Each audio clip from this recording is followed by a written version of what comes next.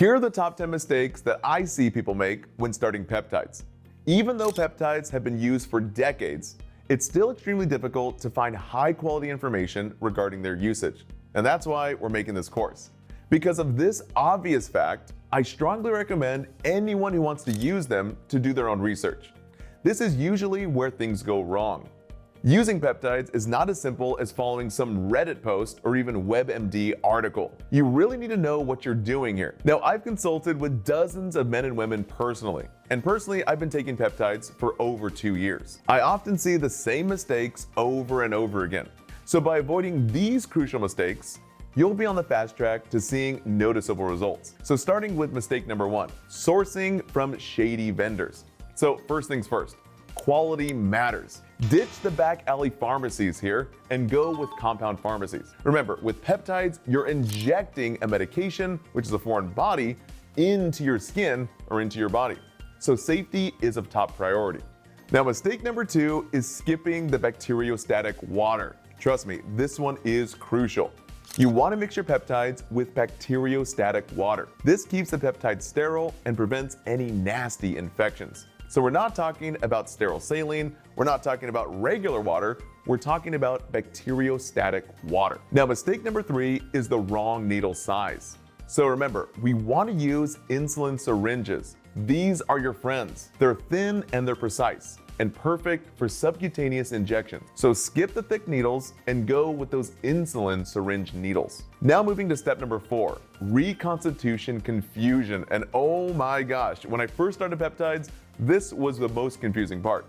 But don't worry, we got your back here. I'm gonna personally show you how to reconstitute on camera in a later video. So trust me, it becomes easy peasy lemon squeezy once you watch our video and we show you how to do it step by step. Now, mistake number 5 is the injection area for those subcutaneous injections. So remember, keep it very simple.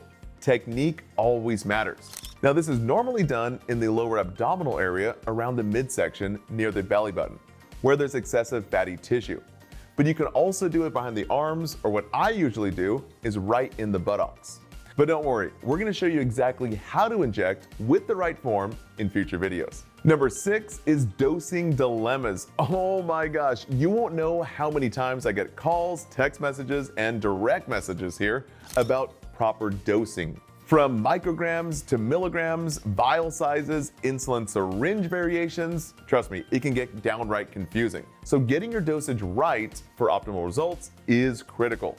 And once again, don't worry, we're gonna break it all down for you. Now, mistake number 7 is ignoring lifestyle factors. So simply remember, peptides are powerful tools, but they're not one-stop shop magic bullets. If you're overweight and inactive and eating like crap or eating that junk food, don't expect miracles. You gotta do the foundational work by cleaning up your diet, exercising regularly, doing intermittent fasting, which is actually a great option, and also building a healthy foundation of sleep and managing stress before diving into peptides. Now, mistake number 8 is unrealistic expectations. So again, let me say it one more time.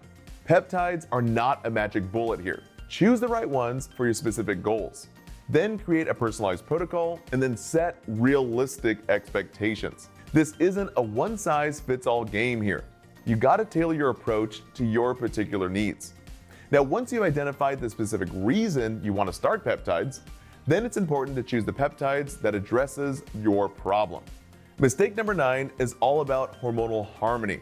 So optimized hormones in the body produce amplified peptide effects.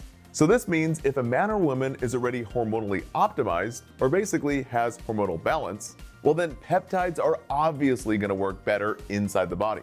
So this is a simple reminder to check your testosterone, also your estrogen levels, and make sure that everything is in normal balance. So this is just a simple reminder to check your testosterone levels, your estradiol levels, and other key hormones before embarking on your peptide journey.